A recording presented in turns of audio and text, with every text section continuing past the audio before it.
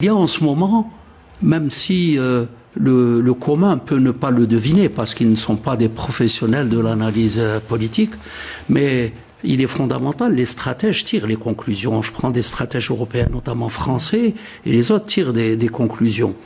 Une diplomatie qui a été agressive vis-à-vis de l'Algérie, son objectif, c'était de tenter de casser l'axe Pretoria-Abuja-Alger, c'est-à-dire l'Afrique du Sud, Nigeria et l'Algérie.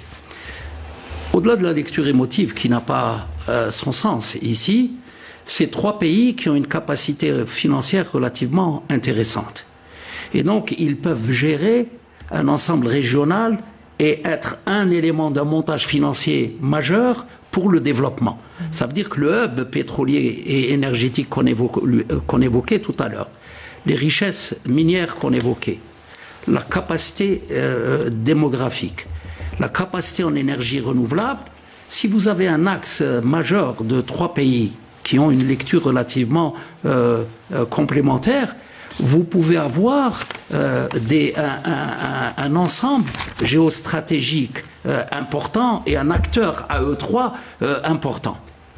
Au même moment où les acteurs qui étaient là, notamment par exemple la diplomatie française, qui à mon sens n'a pas eu une capacité de lecture intéressante, qui n'a pas su se redéployer, qui n'a pas su tirer un certain nombre de conclusions, ils ont avec un certain nombre de pays prôné un peu la hiérarchie des pays, c'est-à-dire je suis le suzerain et vous êtes le vassal. Et donc quand vous regardez les analystes français eux-mêmes mettent en évidence le fait que les opinions, pas uniquement la gouvernance, les opinions de l'Afrique, l'ancienne Afrique occidentale dite française et actuellement l'Afrique de l'Ouest, est en défiance totale vis-à-vis de la présence d'une des puissances européennes qu'est la France. Et ceux qui ont une lecture géostratégique, souvenez-vous, puisque Macron s'était déplacé à Rabat pour dire que c'était un duo qui allait à l'assaut de l'Afrique avec une capacité d'investissement.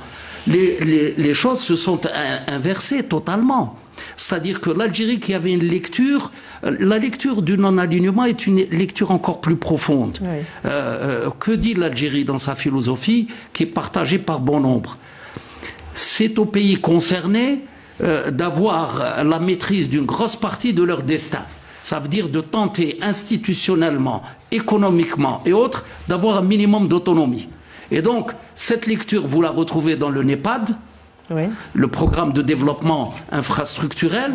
Vous allez la retrouver dans les alliances militaires, puisqu'on a estimé que, notamment au Sahel, qu'il appartenait au noyau central, que sont les pays africains concernés. C'est-à-dire que vous avez une lecture d'autonomie où il faut totalement s'appuyer sur les pays concernés et puis développer avec eux un partenariat. À côté, vous avez une autre lecture qui dit, moi je m'appuie sur le plus fort, sur le plus grand, et puis je vais ramasser, excusez-moi l'expression triviale, des miettes. Sauf que quand vous avez une inversion géostratégique comme elle est en train de se dérouler, votre stratégie est totalement mise en échec. Et du coup, l'Algérie se retrouve au cœur de l'inversion économique.